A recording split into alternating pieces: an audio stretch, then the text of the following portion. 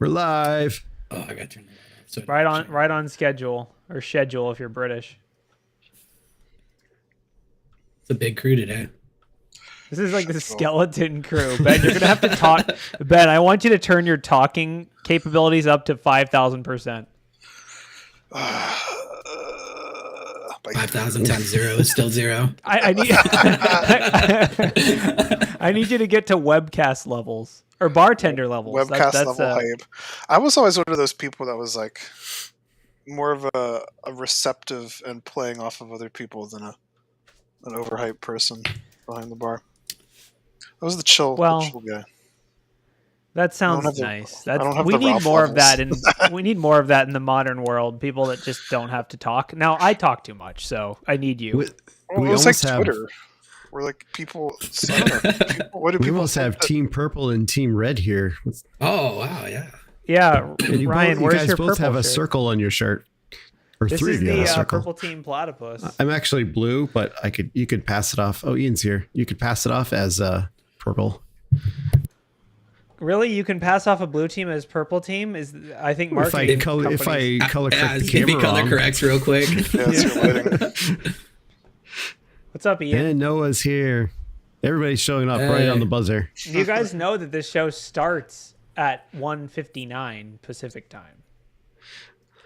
Or that was everything about what I just said was just wrong. That's funny. Yeah, I was about to say it. I mean 12:59, but I can't read. All right, we're a lively bunch today. Ian's muted, I think. I feel like Ian's messing with his mic. That's my theory. Yeah, he is. Yeah, I think Noah's just staring. Yeah, Noah's also messing with his mic. They have the look of troubleshooting. I know the look of troubleshooting. Okay, I've been working remotely for years. Hopefully, it sounds all right because I'm, bad at showing up to the, pre-practice stuff. It sounds that's great. The best honestly. you've ever sounded, I have to say. Yeah, you've got an actual mic in front of you or something. It's new copy. It's actually probably just that the microphone is way closer than it normally is. You can actually see it on screen now. Wow, sounds great. Yeah, you sound 10 out of 10. Would podcast again. Oh, no, you need more stuff for your shelf back there. I totally do. Yeah, it's a little bare in this office, no doubt. I have other shelves of stuff to put up, but in typical fashion, I am too lazy to do it. The scale is pretty funny, though. Just for the certificate up there? Yeah, just for the security plaque. That's his OSC shelf just for a plaque. Yeah, well, and it's also holding my KernelCon badge, which is right there, which is a Wi-Fi de-author watch board. So that was a fun project. And then I've got my Black Hills challenge coin right there, and my Red Siege challenge coin right there. So and then all of my three other things CompTIA certifications are at the bottom of these. So you need a bigger shelf. I need more stuff for my shelf. It looks like you're only proud of like 3 things that you've ever done. Still don't hear you, Ian. Honestly, that's pretty much the truth. No, I'm just kidding. Wade, on the other hand, has all the pop culture I have references. all of the things. What do you want? I tried to go hackers. You want? Wait. Let's see. Hopefully this is plugged in. I don't think it is. No, it's not. Okay, I even have LEDs. He unplugged it because it was Ryan switched to your screen just so that way it wouldn't work. Thanks a lot. Now, so we can go over it. Mandalo helmets, GrimCon. Wally, I like that. Wally, that's the Indiana Jones stuff, right? Oh yeah, the original hacker, Indiana Jones. The original hat, and then over here you got Final Fantasy VII, Master Chief, Pickle Rick, Borderlands, Psycho. An orange Mandalorian hat. Orange Mandalorian. The top of it is sanded, but the rest of it, yeah. There's like. Oh, now I'm starting to hear we Ian. can hear Ian, but it might be the wrong mic. For anyone wondering where Mr. John Strand is, he has the COVIDs and he's probably sleeping. That's true. Yes, because he also is teaching a class this week, so that's just taking all. Yeah, the he's energy actually out. researching new left. variants. He's trying to find some new variants of COVID. Some new rules. He's doing some incident response, hands-on research. He's working on tipping sacred genomes. Like, oh, tipping. Sacred genome tipping. Is my audio okay now? Beyond being able to. It's better. We can. You hear sound you, like so the that's a accounting huge team. improvement. You sound like the people, like the company The that's accounting team. It's like, okay, Ian, with the accounting update. Oh, is it that bad? Oh, my cat just came in. I am not a cat. I can guarantee you I'm not a cat. Up. Just give us a thumbs up if the numbers are good. Thumbs down if they're bad. We'll go with Can you that. show us a graph of your microphone quality over time? Because it looks like... Man, that's not good. Is it any Keep better? trying. No? We're getting there. It's basically the same. Yeah, It sounds like you're talking through a speakerphone right now. How about now? Okay, so that's the correct mic. So we know that. I like the posture too. Look really cautious, careful, concerned. Right. Okay. Maybe down here? No? No, higher. Go higher. Should I just clip it to my beard? Ooh, That actually sounds the best. That sounds the best for sure. There we are. Fantastic. This will work. I think yeah, The this only is what they do downside on is now your voice Screenshot is that. coming in sideways due to the angle of the microphone, but this is what they do on like the real news. They just clip it. That's why every news anchor has a beard. It's hidden inside the beard. Oh, Yes, I'm gonna have to it's grow hidden. a beard just for How that. about now? So Better? It really likes to be it's back to close, where but it was. it's. It really isn't as good as the beard. I can understand you, but I mean, I do like the idea of just spending this whole show by troubleshooting audio issues. That would be good. Yeah. BHIS, just talking about audio. If you have talking audio about- issues, please dial That's in. why we're talking, because it's about audio. Yeah, no, I think we should totally do that, Wade. Like, do a dial-in number for people also having audio issues, and we can just be like, "Hey, have you tried turning it off and back on again?" This is Did you diagnose unplug everybody's it audio and problem. unplug it? For back in? anyone in the audience that's on Ian's computer, please fix it for him. Yeah. China, if you're listening. Oh wait, hold on. Ian, did you click that email I sent you the other day? I did. It was Oh, great. I'm in there. I can fix it for him, Corey. Oh, good. Okay, yeah, Noah, go in there. Update the Starbucks drivers. gift card didn't work though. Should That's I weird. do that? Did you scan the QR code and approve all the transactions on your phone? Ooh, you mentioned QR code. That's a good Oh yeah. I've That's seen so gotta be many better. QR I can codes now lately. put myself I in the take pictures speakers. of them occasionally. No, every time I see a QR code, I legit think of you. And I've That's seen some good. weird That's the QR codes. reputation I'm just trying to build. Noah. I'm like, should I just send a picture to him on Discord real quick? No, it's too many QR codes. It's No, too my many favorite is QR when I find people that have obviously taken QR codes and put them on stickers and stuck them in places legitimately, like they think that's a good idea. And if QR codes, mobile QR codes, by putting them on God, stickers, Noah going. even worse. How do you feel about QR codes in TV shows? Like Marvel and stuff, right? And then they go to secret stuff. Yeah, no, like I want to say I was watching like Rick and Morty the other day, and there was Ian's a just QR gonna code in leave. there, and I'm like, He's why? so- I'm just gone. Forget it. Ian is so frustrated with QR codes, he's just leaving. Like I will admit, Wade, like I'm usually conflicted because like Rick and Morty, for example, like when I've been kind of on the, like Rick and Morty. That is great, Ian. Just see that walking by. I think we're Anyhow, gonna have like to roll the they video. have like a lot of websites, you know. Yeah. And I'm I know. totally like conflicted on like I want to go visit them, but I also know about like zero-click attacks. You can't. So, okay, what you need is a burner phone that you just use for QR code purposes and nothing I want else. a perfectly good burner phone. Like, I mean, those are expensive after a while. You can't see this on my shelf, but there's a portal gun to the right of the Grim thing, the Grim backpack. Like, oh, you can see it right there. See the I see. there Yeah. with the Rick and Morty coffee cup. So Nice. Okay. my wife went as Tiny Rick, and I went as Morty one Halloween. It worked out very well. You'd make a good Morty. I know. I can do a better Rick voice than Morty, so I'm not gonna attempt. All right, we're All gonna right. roll the video now. We're just gonna roll go the for tape. it. Roll the tape.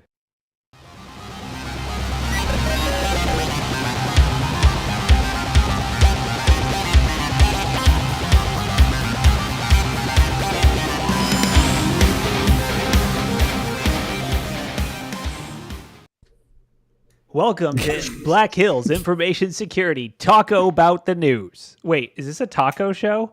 No, this is a news show. It's a news cart. This Ooh, is a Maria, news right truck. This is a news truck posted nearby your local Twitter. And today we're talking about ransomware, and ransomware, which is a lot of topics. We have Wade with us, who's wading through logs, which is like a verb handle. I mean, who does verb handles nowadays? Just kidding. It's awesome. Thanks. We have Ryan, of course, who makes us look bad. We have Ben, who isn't wearing his cycling cap. Are you going to be cycling? Like, what's going on? No, I'm not going to run today. I'm going to run tomorrow instead. It's a lot today.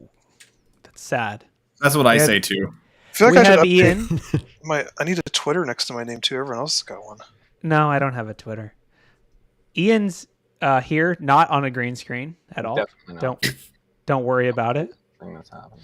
His microphone's not hidden in his beard. Don't worry about that Yeah, either. for those who join, hopefully you can hear me okay. I've buttoned up. I don't know if this is cool or not. Is it cool? I don't know. It's cooler if you flip the collar up. Oh, there we go. Pop the collar. You need one of those Von Dutch There you hats go. from 2005. Oh, it didn't work. Oh well, it'll go. It'll happen. It'll just do. And then It'll lastly, we have Noah, who's only 1 pixel. Yes. Oh, Hello. wow, that's a lot of pixels. Single It's a very defined pixel. He's That's moving. why he has such a small shelf. He's back there. moving It's 1 like he's- pixel wide. He's moving like he's more than 1 pixel, but it says he's only 1 pixel. So did All anything right. happen in the world? I hope not. Oh, and anyone wondering, John has COVID. He's not here. He's sleeping. Or something. Yep. So we have some stories. We do. Yep. I thought nothing happened. A few things happened. Nothing whatsoever. It says Russian hacktivists are causing trouble far beyond Ukraine. I thought we yes, cut they off. I are. thought we turned off the internet for Russia. Did we not? Oh, remember I they thought built they their just- own internet. They disconnected, right? Yeah. The Iron Curtain. Did that go down? The Iron Firewall. Did the Iron Port security go off? What happened? What was it? The Iron encryption wall? That was. No, that turned out Let's to just see, be base attacks. 64. They're attacking Lithuania, of course, and weirdly not Ukraine. Obviously, they're trying to attack Ukraine, but Ukraine is kind of fighting back. So I guess they're going after Lithuania. So Lithuania cut off supplies that were going to Russia, and Lithuania said no. Russian hacktivists who are pro-Russian attacked and DDoSed the heck out of all the Lithuania's government. I don't know. This is just like a normal day. I feel like in Russia's playbook, right? Like something goes wrong, we DDoS everything. There's it's like nothing their too default. new about this. Yeah, for sure. Yeah, I it's have their I have a default move. question. Who are these Russian hacktivists that haven't already gotten co-opted and coerced into the government? That is a cybercrime, great whatever question. service? Like, They I know, probably like, are people living outside of Russia, right? Most I mean, likely. if you work for the Russian government and you're a hacker and you hack someone with the purpose of helping the Russian government, aren't you still technically a hacktivist? Yeah, it's just a strange word to hear thrown around with Russian cyber activity. I feel like you don't see that often. Yeah, It's I would usually agree. cybercrime. It's a weird way to frame it as hacktivist. It almost kind of decreases the severity of it to say that it's not state sponsored. Like, Yeah. It's state-sponsored hacktivism. state That's what I'm sponsored saying. hacking. Isn't most state-sponsored hacking technically hacktivism if you think about it? Well, what are you passionate about? Oh, we're hacking for our government's sovereignty. That's called All right. not hacktivism. Hey, So so you're a hacktivist. What are you passionate about? Putin not killing my family and children. Doing what he used to be saying so that the family will continue breathing is good. Yeah, That's exactly I'm really right. passionate about my family not being in a gulag. right. So I never really thought about this, but yeah, hacktivism is just the act of hacking someone for political or social motivated purposes. So technically, nation states are as well hacktivists. So I mean, we have such crappy Right? terms in InfoSec. Can we just start over? It's all Reset like button. portmanteaus and just weird made up crap. Anyway, so I think the most notable thing about this is that they're still doing stuff. They're not just oh, tanks are exploding, we're focused over here. Like, they're still going after their enemies, aka anyone that tweets at them. So this brings up an interesting question that I had in an international relations class. I wanted to see what you guys thought about. What would it take for a cyber attack to promote a kinetic response? nothing. Impossible. Nothing? You don't think anything? No. Cyber attack? Because Ukraine got hit way before. I mean, I don't know. Right. That's my opinion. I think nothing. I don't think it'll ever. But So there's an interesting aspect about that. Like right now, cyber warfare sits almost more in line with espionage than it does with actual warfare. And so just like how if you were to have any sort of like espionage type activity, you can't really warrant a kinetic like attack on that without saying that like it's actual warfare. Because like in order to do that, you have to have a like thing for a reason to do it. And if they're like, nope, not that person who broke into your embassy and stole all those documents, even though they might say they're an American, but they're not, doesn't necessarily like warrant like I can send nukes at you all of a sudden. So likewise, we'd have to like declassify how cyber warfare fits into the grand scheme because it is sitting more in line with espionage right now. I mean, dude, the attribution thing is going to prevent anyone from pressing launch missiles. Like, Noah pretty much described the textbook to a T, right? So there's no real great deterrence for cyber attacks. But the one thing I thought about would be there would have to be some type of compromise, either a compromise that caused severe destruction or loss of life.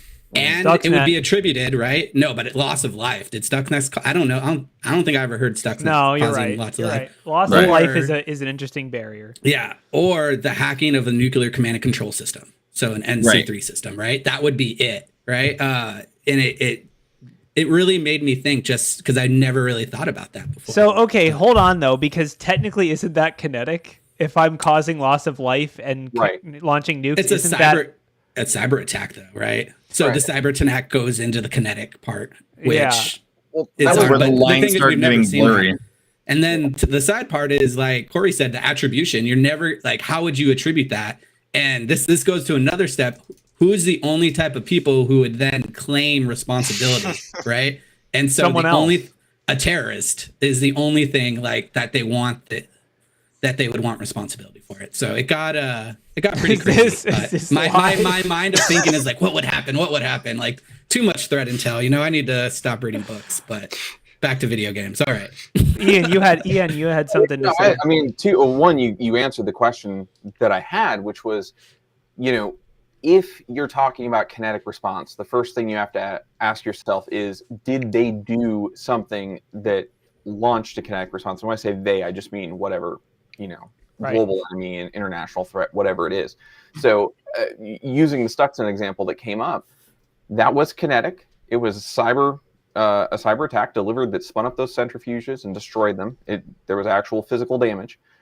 If that were to happen on U.S. soil, absolutely, I think we would either see some toy come out of the NSA that says now we're going to do this and launch a cyber attack that causes kinetic damage, or launch, you know, all the airstrike and say, okay, well, you did this, now we'll have proportional response. So I think you would have to have the first to get the light. You'd have to have them do some kinetic damage. So. And to be clear, after Stuxnet, there was a military-esque response from the Iranians. So exactly. For sure. I don't know. I think what it comes down to is it's always a mix of different, like, I think the kinetic thing is like a spectrum of like, well, what is kinetic? Loss of life is an interesting barrier to put in place. Like Stuxnet was a kinetic attack. It did destroy physical things. It wasn't just like your servers are down, but it was like, no, you know, it didn't disperse toxic gas. Although I think there was an instance of that where like someone tried like almost dumped a bunch of bleach gas or something. Gas, yeah. There was the one that hacked a water treatment plant, but then they hacked it in a way that if like the water treatment people didn't see it, there was like no possible way. It almost seemed like it was more of like a finger being pointed than really something malicious. But that was a while ago. So scoring method, user interaction required was necessary to add in more chlorine. They sent the thing, and the guy's like, I don't know. Please add additional weapons. Yeah. Not to necessarily beat this to death, but one other thing you could add on is like, okay, hypothetically, say I am a foreign government and Corey is a foreign government, and Corey has drones that I just, you know, he's flying them around, and I happen to like take control of them and land them at my airfield. Like, I have not necessarily like caused loss of life, but then would that warrant it if I started like using cyber attacks to steal military equipment? Yeah, and then a Tomahawk missile comes in and blows up that drone so you don't get it. That's what I would assume would be the next logical step, right? Right. So it gets pretty interesting. Yeah, it gets pretty, exactly. Proportional response. It goes further and further, but I still think like how many, I think Corey, did you the one who said, or no, Noah said that Iran, there was a military response to Stuxnet. And then that leads, how many responses have you ever seen to a cyber attack? To that, well, so like, someone in chat posted an example of like Israel bombed a Hamas hacking like center. Oh, yeah. Which is like, I guess I would say like that's been kinetic forever. It's always been a kinetic war. So like picking, I mean, not to be crass, but it's almost like they're like, what are we going to bomb today? I don't know. We geolocated this IP. You might as well hit it. Like, I don't, you know what I mean? Like it's inside. To me, this is making an article out of a routine thing, but it does bring up the thing of like a computer hacktivist group is a target, right? It is not like you don't only target munitions depots and, you know, missile silos now. What was the last big oil pipeline? The Was Colonial? Black Colonial, right? Yeah. So I remember Biden actually made a comment saying that they were going to try to do something about that. And then whatever ransomware group, I think it was Dark Side, but I can't remember off the top of my head, actually went down. But then the US government's like, oh no, it wasn't us. But they actually did get hacked. So that leads me to think sometimes there is, and we just don't know about it, right? You're not going to reveal those espionage secrets, as Noah said, because cyber just fits into espionage and not the forefront of war yet. Yeah. Well, that's like Corey said, he's like, well, just to correct it, not to be like a word crazy person, but I said military-esque type response from the Iranians. Okay. The Iranians never claimed that they did the response. It just so happened that a bunch of like pro-Iranian propaganda and like defacement happened on DoD government web servers, you know, but they never claimed to take response for that technically. Them hacktivists again. Yeah, I think the attribution thing. Government. I think the attribution thing is really the biggest thing. It's rare to have two governments that are explicitly hacking each other and both taking credit for it. You know, I don't think it'd ever be fair for a company or you know, a individual in a country to be like making an action that provokes a kinetic response. Like, you know, it'd be like Russia would have to say like, we did this, come at us, and otherwise it's just some dude, you know, takes down Colonial Pipeline or some person, a group of people, whoever. They aren't necessarily acting in the interest. So like, you know, blockading Russia for that or whatever doesn't really necessarily fix it or, you know, or it's like, oh, you know, my sister hit me, so I went and punched my brother in response. Like, it doesn't make any sense. But that is probably the level we're acting at in international politics. So it could happen. But it's going to be an excuse for, I just wanted to do this anyway. It's not going to be like, it's going to be like, oh no, we have to bomb. It would have been coming. We didn't already have a plane in flight or anything. Katie Villa brought up a really good point there, but the Colonial hack was against the billing server. Colonial shut down the pipes because they couldn't bill the orgs. I thought that was actually the funniest part of the whole thing. It's not that they stopped the pipeline. Oil would flow. They were just like, we don't know how we'll bill people for the thing, so it was a decision. Yeah. They kind of took themselves offline a little bit. Absolutely did. But all right, enough ransomware, Russian hacking stuff. That was international politics. We're good. We're venturing out, right? We're broadening. I'll trade you all my lions for your hackers. WhatsApp use in pandemic. Apparently the UK government was using, or the UK health authorities were using WhatsApp. That's pretty funny. They issued, this is so British, the Commissioner's Office has issued a reprimand. Yeah, so I guess, you know, classic, it's use whatever works, right? Mm-hmm. A year-long investigation happened. The DHSC, I don't know what the DHSC, I'm sorry, I'm not British or English, but it looks like it's GDPR violations because you can't just send personal health information over WhatsApp, apparently. Is that a GDPR violation? I guess so. Is that a challenge? Wow. Yeah. So there's a lot of this author of this article did not know about the whole don't just use a bunch of acronyms in your. But. Oof. The ICO. Wait, hold on. There's blockchain involved? What's going on? So yeah, I guess moral of the story, don't use WhatsApp for private information. I'm not surprised. I don't think anybody else is.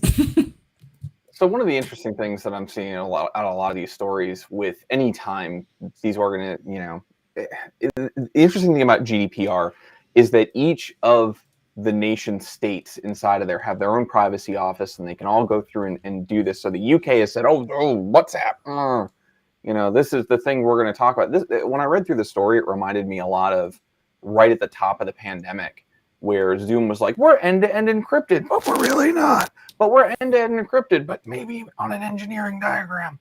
And they got fined by the FTC, or forgive me, they got cited by the FTC. They were not fined because they're like, well, you kind of made sure everyone in the economy could continue working, so bravo.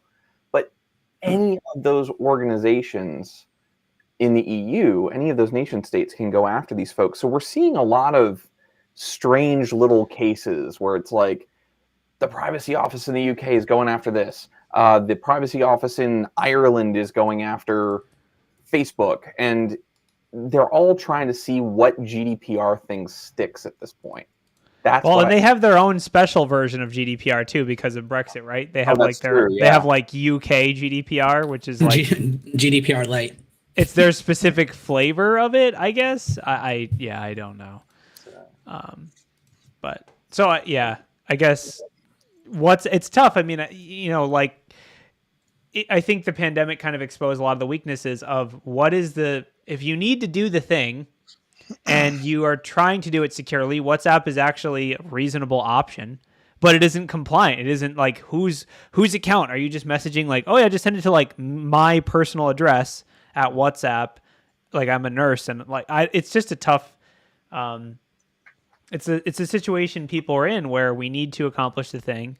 We don't have a solution. It's the lag of we need a secure solution. Like, is it better to just fax stuff? Like that's a lot of the time what companies do is just fax stuff. It's totally unencrypted. It's, but it's a circuit. But it's approved. It's approved. Just throw together an ad hoc Jabber server and use that. Just make sure you enable the OTR plugin. That'll really keep you secure. Just ask all the hackers that have gotten caught. I looked up the new UK regulation. It's EGPR is what they're calling it. It's extra. No, Earl Grey privacy. What are the odds that there was like a specific app that they were required to use that they just didn't because the app was awful and built by the government? Yeah, who knows? It could be that, or it could be just like there isn't an app. They're just like don't communicate. They're just like, honestly, though, I'm actually kind of leaning with Ben on this one. Like, sometimes if there's just no app, you're just like, all right, I can't do that thing. But it's when you have like a crappy app that you realize you want something better. Like that's when you really know that you want something better. Yeah.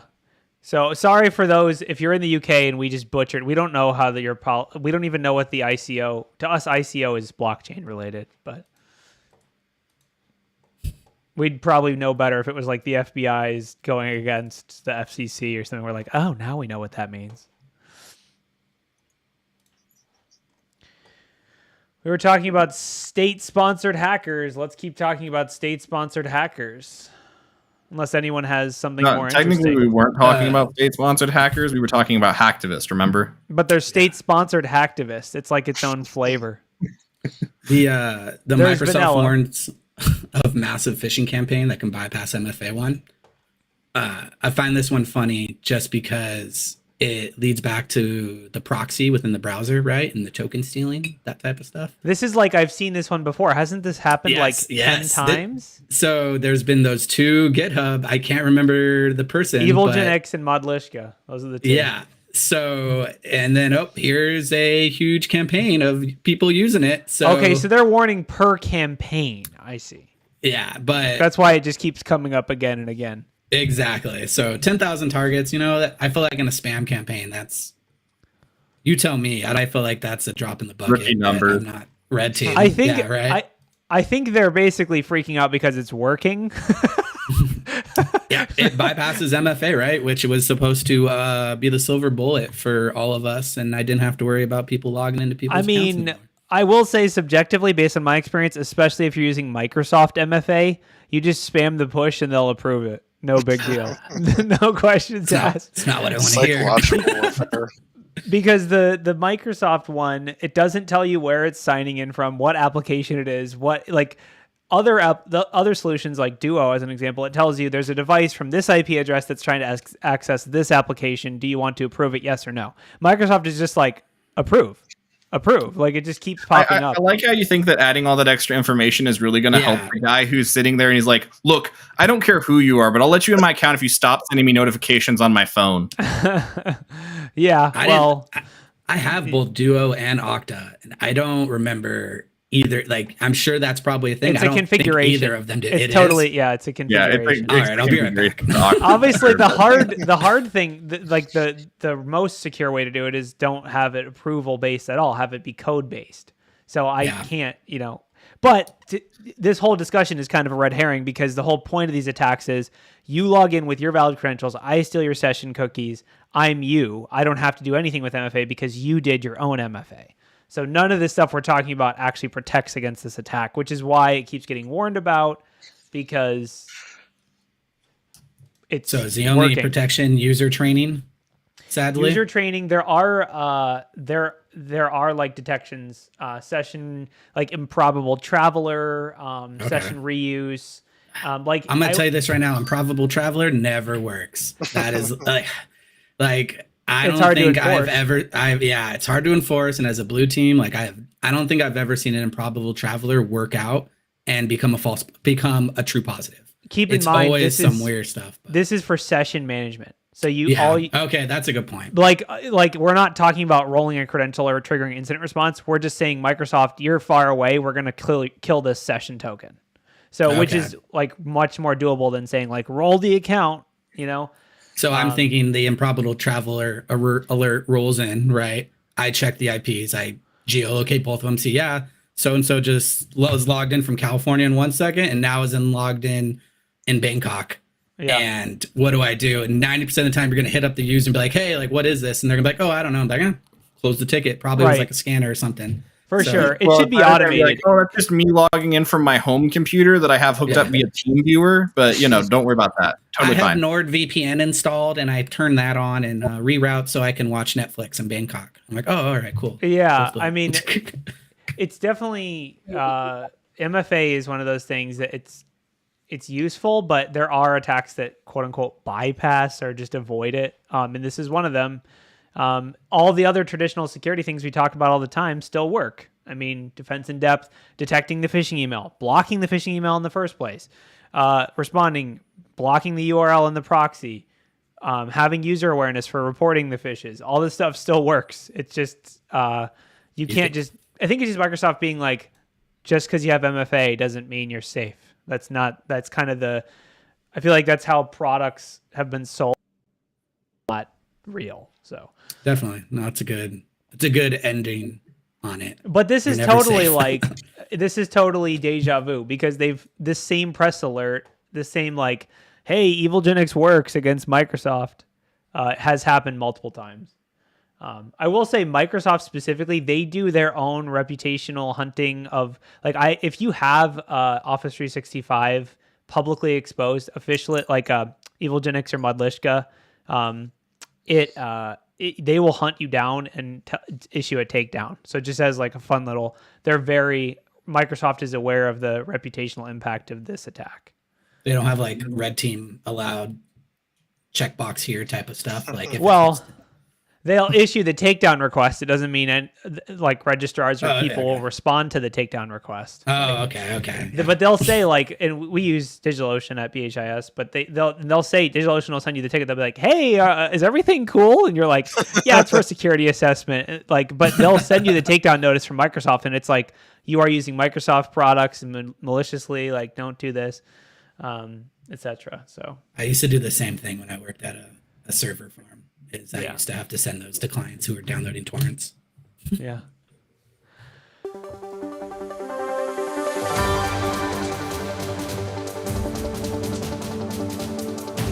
Hi everyone, it's me, Bud Patches, with the AccuSploit Weather on the Ones, sponsored by PhD University.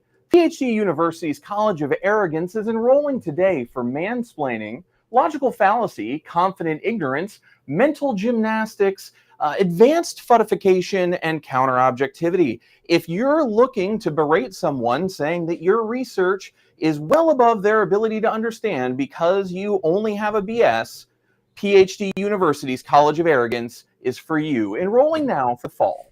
Now, going through the weather here, we have Monday today. The pew pew level is at a high. There was a range of wild change fires across the entire internet from organization to organization. So if you haven't checked in your CMDB and with your change board to see what happened over the weekend, that bug you've been chasing all day, well, might have been from an upgrade.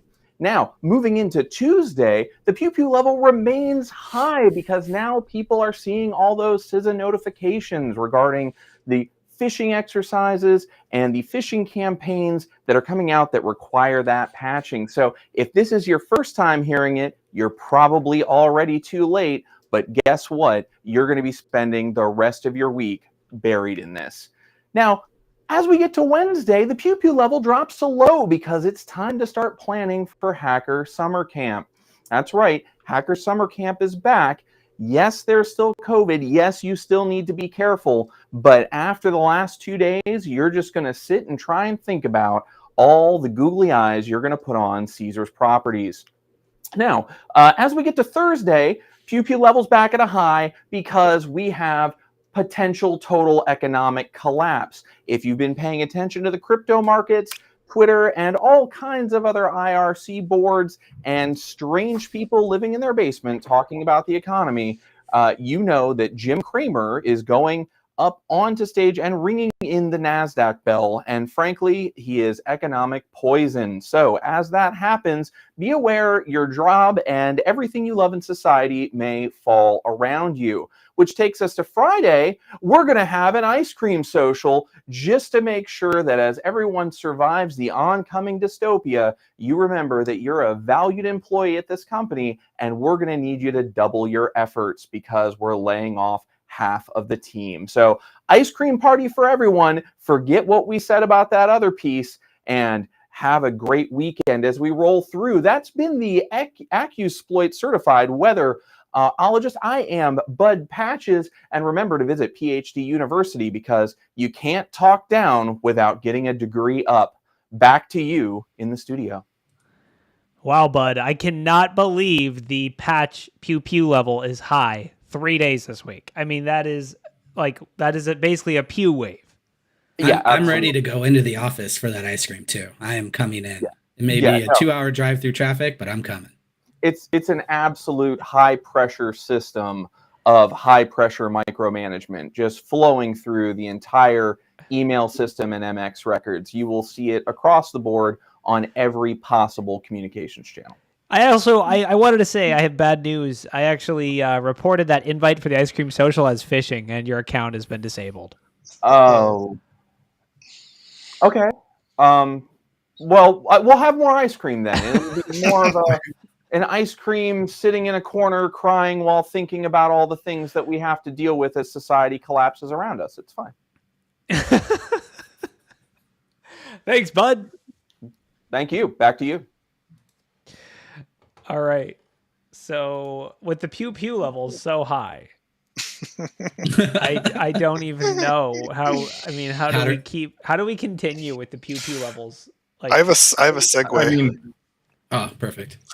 So one time I was doing a social engineering phishing campaign for a client like 3 or 4 years ago, and we did a campaign where we told them that there were going to be free in-office chair massages. So obviously this is pre-COVID back in the day, and we gave them a link to like a Google form to sign up for the in-office chair massage, where they would have someone in the lobby or something. And it worked, and we got a lot of good results and like pretty good interactability. And then we went back to that client like 2 months later to do more work for them, and we talked to the person at the front desk, like their kind of like, I don't know, events coordinator or whatever type person. And he was so pissed because he actually had been scheduling a legitimate in-office chair massage setup for like a month after we had done the phishing engagement. And so when he sent out the email about the real in-office chair massage, no one in the whole company really showed up because they thought it was like just a rehash of the phishing campaign. And we had just like wasted so much of this dude's time. I felt awful. Well, Ben, do you have an article you can go into? Because otherwise I have an awesome segue for that. I don't. Go for it. Okay, so speaking of giving information to people for just no reason whatsoever, I did find out that there's an article about one of my favorite companies ever, Amazon, and how the Ring cameras, police can get a warrant to view all that data off of your Ring cameras. Oh, yeah. So, yeah, wait, that means Amazon doesn't respect our privacy? This is yeah, a huge I mean, shock. surprise. Who would have thought that? That is crazy because Not they me. have such a precedent of not just handing away our data for free in the past. Yeah, I mean, right. Or you know, like giving you $10 for your fingerprints or something. You know, Yeah. I mean, we talk about Amazon a lot here, but needless to say, like if you So think you that you said- can buy like a $23 camera and that you can store it for free on their cloud and that's just like out of the goodness of their heart, and that company is named Amazon especially, that's not how it works. So hold on, because you said some fun things. That you said warrant, you said court order. So to be clear, this is a form that anyone can fill out, law enforcement can fill out with, as long as they claim that there is an imminent threat to human life, they can get access to your Ring data without your consent, without a court order, without a warrant. That's the terrible part of it. Judge does not have to sign off on this. The judge does not even have to be aware of it. As long as someone checks a box somewhere, it is given away. Yeah, that big red box there that says like submit emergency request. That one, yeah. Yeah. Press forgot password real quick and type this in for me. It's kind of nice if you do you think there's a checkbox for like national security that says like launch nukes and it says like it's an emergency and then it just like I mean, this is just, I mean, we've said it before. Amazon does not, their compliance with law enforcement has been at times heavy-handed, and at worst, like the whole facial recognition thing from years back, where they're basically giving a bunch of this data away to law enforcement. I guess I'm personally, what classifies as law enforcement would probably make me really uncomfortable.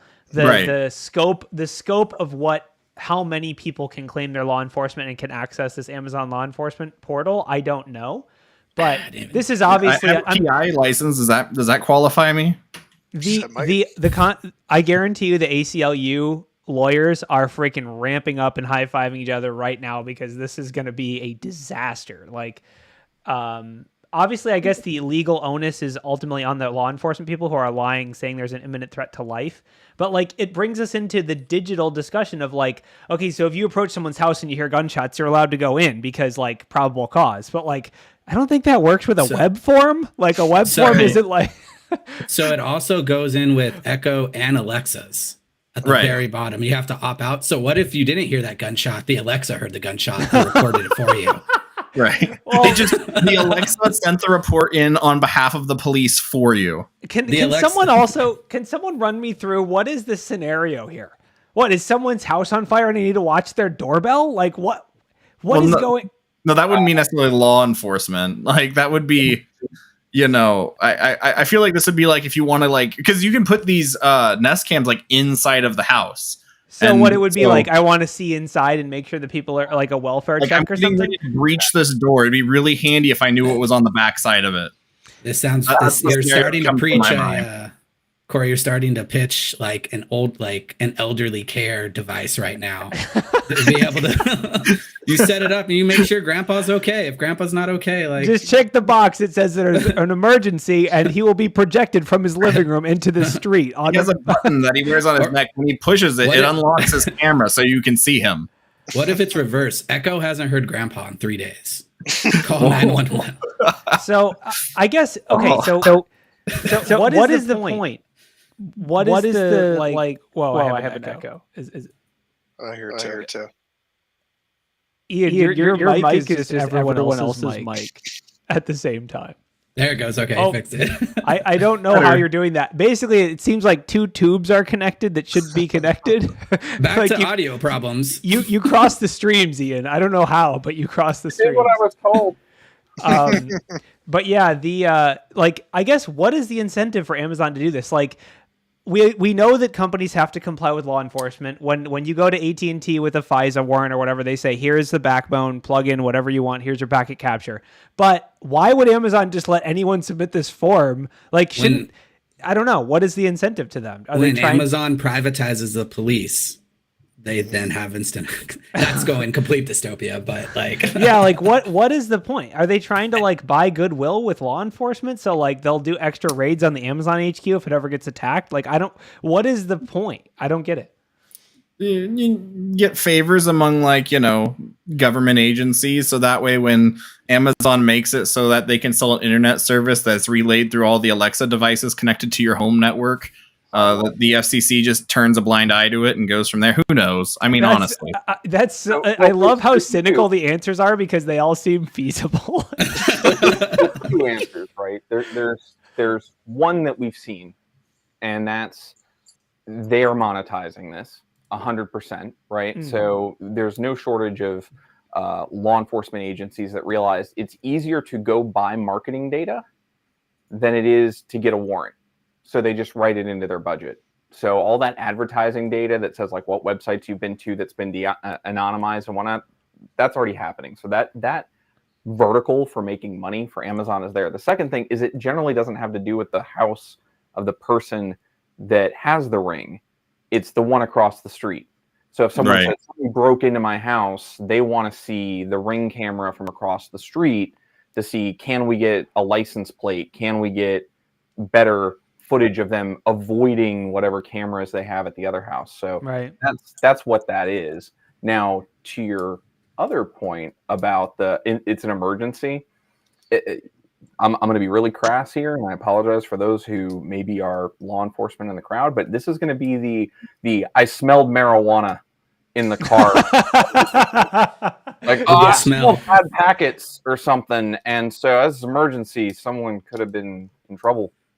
It's so, emergency is such a subjective word, and I'm sure there's going to be like 4 days in court where ACLU and Amazon go back and forth about what defines an emergency.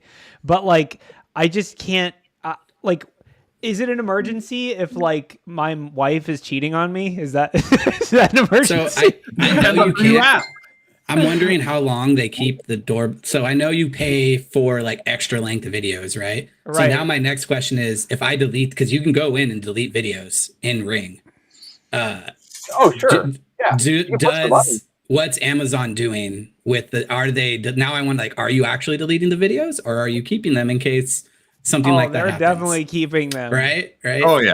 Well, they're keeping them enough to mine the data to figure out whether their Amazon driver actually delivered the package. So many birds. Check your T-shirt you're wearing as you walk in, so that they can try to sell you stuff. Because Wade likes to wear Nike, so quick, let's throw some more Nike shirts up on his profile, as well as a bunch of other stuff. They're going to see that I've recently bought the BHIS summer collection. So I think the one of the craziest things is like in this article, over the past 7 months, Amazon provided this person's private videos to law enforcement 11 times. Like, does he live across the street from whatever lady? Like, I don't. What is happening across the street? He has 11 emergencies in the last 7 months. Does he live across the street? I just give the cops my account info. Here's my account info. That's you do need it, obviously. Like, can I get paid distribution? Can I put up cameras around my house and the cops pay me for that camera, or do they just always take it? Right? They always take it for free. Man, how do you? You can have your own cops, dude. You can have your own cop show. If you're going to fund your own surveillance state, at least get paid for it. Start a Twitch channel. Start a Twitch channel. It's just a permanent stream of your live camera, and it says, this is crime happens here, or whatever. Like, I can't believe that this is their privacy policy too. It says they've stated they will not share customer information with law enforcement unless there's a consent, a warrant, or emergency. Like, emergency is just. That's also it's intentionally vague. It's intentionally vague. Yes.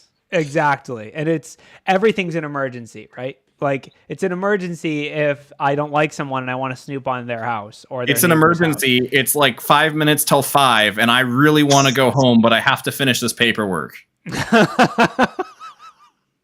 I want to check if there's traffic at my house. This is an emergency. Yeah. Oh, yeah, that's a disaster. That I guess what is the moral of the story? First of all, every company, if it's cheap or free and you're like, wow, that's a really good deal, it's probably you that's the product.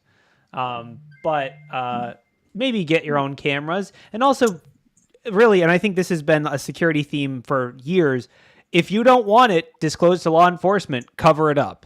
Like if you want to be private, cover up the camera. Don't put the camera in the bedroom. Don't whatever your level of comfort is, a cloud hosted camera solution in your bedroom should give you the heebie-jeebies. Well, I want to say, I think it was Amazon that was making a camera that was a drone that when you left your house, it could like fly around and patrol your house for you. Like, or it was Wise or something like that. Like, yeah. Yeah, it was Amazon. The Now dystopian. imagine that feeding your information to the police. I feel like, so I for years I said like the company most likely to go Skynet was Google. But now I feel like it's kind of, the balance has shifted. I feel like Google's kind of just like, they've stopped announcing their projects because they were too creepy. And so now that it's just Amazon. It's because they already have gone Skynet. That's why. Oh, no. Oh, no. Yeah, remember that whole research where he was convinced of it? Yeah. He was chatting with him. So there's an emergency I need to say inside the Amazon data center. Do you think I should just submit this? No, I'm just kidding. Skynet. Imagine the like security implications if you can just any client be like, there's an emergency, I need to see their entire camera system. Like you're like physical pen test enabled, easy. The only thing that would be like more useful is if you had like a massive delete button and you could remotely wipe that as well. But in the same vein, there's an article about cops in San Francisco have requested real-time access to private cameras. So not even just recordings, but real-time access. Let's take this dystopian future one step further into Blade Runner 2049. Doesn't the UK have the largest camera system and they watch it on real time, right? Like, isn't that 1984? I'm sorry, what? Even that UK one though, Wade, it's like it's all CCTV. This is literally like you're literally funding your own surveillance state. That's the part about it that like freaks me out the most. I'm like, not only is it a surveillance state, but I'm paying for the equipment that you're using to spy on me. I refuse to do that. Yeah, I'm gonna go total devil's advocate. What if we deserve it? No, like people suck. Like, I don't know. I mean, I guess I would say like I don't think a camera can stop a crime. What are you gonna go on the voice chat and be like, hey, stop beating that person up? Like the Amazon Echo will say, we're watching you. We're watching. It doesn't stop anything. All it does is compromise people's privacy. Like, dude, what are you gonna do with real time access to my cameras? Oh, there's no one in the garage. Okay, cool. Like, I don't understand it's just a compromise. It doesn't stop any crimes.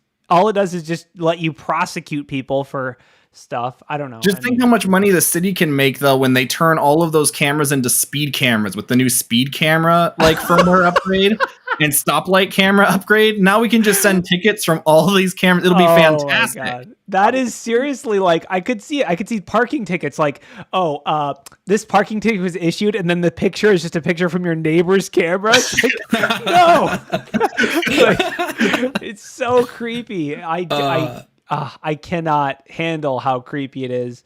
I mean, I think it's the classic thing of like the thin end of the wedge, right? First, we started with Patriot. We're like, there could be terrorists calling each other on the phone. We need wiretaps of every phone. Now it's like, there could be terrorists talking to each other on PlayStation Network.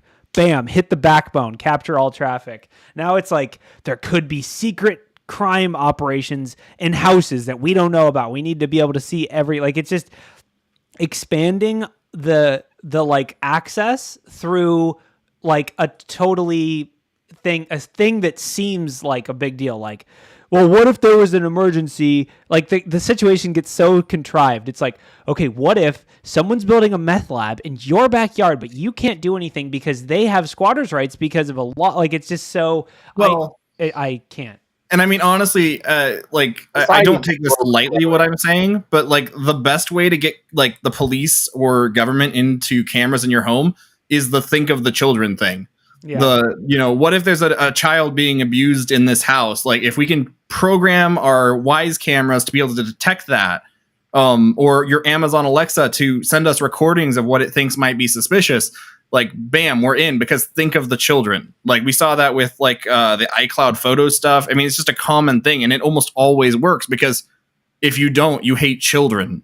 Right. Yeah. I mean, no one wants that kind of abuse to be happening. But at the end of the day, the sad utilitarian reality is that there is a price for all of this. There is a price, just like, I mean, we found out in 2020, there's a price for police. Some people are willing to pay that price. Some people are not willing to pay that price. And that's like the current political debate. But like, you can't just do it and have no downsides. Like, and this is an example of where there's, in my opinion, like significant downsides to people's privacy. And it's just like, I mean, obviously, like you said, we're funding our own surveillance state. And I think the scariest part of it is that it's another step towards, it's not even your personal choice. Because if your neighbor has a camera that points into your backyard, or if your neighbor has a camera that points into your front yard or whatever, if you don't live on 100-acre plot of land with woods in every direction, they're like, that data is not even yours to necessarily protect. Like if someone does have a video recording of your house, that is not like, I don't know. It'll be interesting to see if there's ever. You just hit on the exact point. And I mean, I know we've been talking about the story for a while, but this is what I was saying about law enforcement purchasing these things. It used to be if you had a video recording, you probably had like a VHS camcorder in your house and you had a physical VHS tape, and there was no other angle for them to use other than to get a warrant. You could just tell them to pound sand, whether that's right or wrong, you could. Now, in this regard, they don't have to do that. They can just go to Amazon. They can get the data and perfectly, compressed and no artifact, whatever. And worse than that, it's probably already in your EULA that you have no recourse if there's believed to be some sort of law enforcement thing. And I guarantee you there's language in there that says everything to the effect of, data won't be turned over until there's been some sort of verification of law enforcement. And if there's a mistake, well, it was, as was said, to protect the children, stop the drug trade, It honestly might even be covered under the same thing as like Amazon reserves the right to share your video feeds with our trusted partners. Yes. Like 100%. That could probably hold water. I'm waiting for the DEF CON talk where the person clicks on that register for law enforcement and finds out it's like the funeral director talk, where suddenly anybody can be law enforcement. Right. So I have Ring doorbells and stuff, and I was gonna go like full, like jump full in the pool, put them all around the house. But I watch a lot of public freakouts on Reddit, which probably isn't the best thing to do for your like sanity. And for me, it was more of protection if anybody, even if it were, because I saw enough video of even law enforcement like breaking down the wrong door or jumping in the wrong thing and doing something weird. That was my original thought, was not just for like for securing myself, but I never thought about then the cops warranting that information. So this is a good talk. Yeah, and it's so easy as submitting a web form. I mean, they're like, it's insane to think that is the same as like having a judge sign off. Like, it's just like, I can't. It's spooky how familiar that web form looks to anyone that's ever bought anything off of Amazon. It's like the same login page. I need it same day delivery. I mean, imagine it's an emergency. Dude. Imagine like the insane, like, of course, I'm sure Amazon is piloting this program internally right now, but like automatic detection of crimes. It's like a gun has been detected in your living room, dispensing police to your location. Like, can you imagine? Yeah, sounds like RoboCop status. What will happen, Corey? It's not like there's an entire video game where that's literally what happens. That's already predicted this, but Oh, sure. But no, what I'm picturing is, the echo going off like, ding, ding, a gun has been detected in your living room. Dispatching police. Did you know on Amazon Prime Day, 9mm 50 round packs are 50% off? I thought you were going to go for body armor for a second. Like, you should try to sell body armor. Body armor would have been good too. I mean, you're right. That is what would actually happen, is it's going to be used to monetize it. That's Amazon's thing, is they're like, Amazon, like, crime. Here's what they're going to do. Amazon law enforcement. We're running a sale on hollow point rounds, and there's been a 15% increase in crime in your area. Would you like to purchase additional? It's. Oh God, that's so gonna happen. It's already probably happening. It's probably like, oh, dude, I can get a tank same day delivery. Buy now. I was waiting for the premium law enforcement service. They'll deliver you all that video to you, and that's $3, but they'll do it out of Glacier in 12 hours instead of 24 if you buy the premium Amazon package. Can we end on at least a funny news? Well, yes. Yeah, let's talk about the art. You guys want to talk? Well, I mean, I know it's an hour. Let's talk about R2D2. If we haven't talked about it. The ultimate social engineering, nerd dream story that just sounds like a fever dream. Mm-hmm. Too bad Ralph isn't here. This is the perfect. This is some Florida story for sure. So wait, does anyone have can anyone run through this? I'm not super familiar. I read it last week when we were going to go through it, and the only thing. So yeah, he stayed on property. He broke into a bunch of different areas. He basically performed a penetration test up to and including taking this $10,000 R2D2 robot. And the part of this story that blows me away is he did it because he applied to be a security person at Disney, and he thought if he showed them what he could do, that they'd be more likely to hire him. This guy definitely watched Tiger Team. I mean, Tiger Team, like Joe Exotic's Tiger Team. Joe Exotic's. Carol Beth. Okay. This was a marketing. This is like a job interview for him. Yeah, really? Yeah. He also stole an arcade machine. So in the story of job interviews gone horribly wrong, this person now has the most. This is like the equivalent of that meme of where it's like, oh, so what makes you feel like you're qualified to work on our penetration testing team? And it's like, well, I hacked your calendar and added this meeting, so. Yeah, I can't imagine how they thought it was going to work out well. I mean, we know in the security industry, we know that people don't take too kindly when you're like, hey, I patched your system, but that's how I got root. So there you go. That's not a good idea, but especially not in the House of Mouse. They don't mess do around. that. No. Yeah, Disney does not mess around. They're very litigious. So wasn't there another Disney article then? There is. They had a Disney's social media breached. First of all, why do they have social media? Second of all, I'm not surprised. They gotta push the Star Wars. All right, it's a big investment. I guess Disneyland social. Oh, okay. Wait. These are third. Okay, so wait. These are okay. So they don't have their own social media network that I didn't know about. Thank God. That makes me. Okay. I can sleep tonight. Oh, I can sleep. No, just kidding. I can't. So this is their corporate account. They're official accounts on Instagram. And was it just Instagram?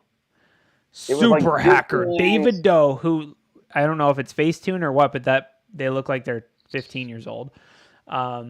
He was working on COVID 2020. So basically, someone just hacked the account and just went and had a little field day with. Pretty much, yeah. Nothing too crazy. It's unhinged.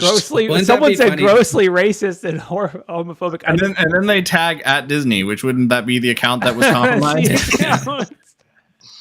They're like, hey. They have a bunch of social handles, and it was the Disneyland account. So okay. So they didn't actually tweet back to the account that was compromised. Please do something to fix your compromised account. How many followers does the Disneyland account have? Do I even want to know? Is it 10 million or something? Yeah. All right. I'm looking. What I do love, it's just on the screen though, is grossly racist, as if there's that. Well, it was politely racist. No, I think it's an economic thing. So this is the amount of racism. If it hurts a trillion. No, I don't. 1.5 million followers. 1.5 million. Do you think it'd be really funny if like I'm pretty sure if David did post that picture of himself and he was the person, like he missed the biggest troll. I totally believe it. I would have posted my friend's picture and just trolled him and subverted expectation completely and be like, hold on, let me submit. It's Corey. Well, what doesn't have a Twitter. Hold on, I'm submitting your face to the Amazon facial recognition. I'm saying it's an emergency. I'm gonna send a package to your house and then make sure it arrives. Ryan, can you zoom back in on Wade's face so we can all take a screenshot real quick? It's an emergency. Oh, thank you. This man is about to hack a multi-billion-dollar company's Twitter feed. It says terrorism was detected, Wade. I don't know why. Not again. I think it was hacktivism. It was probably keying on some of the hacker stuff in the background. It's the hacker hoodie over there for sure. It caught it. Oh yeah, it probably did it. So I mean, I guess I don't know. This is an interesting.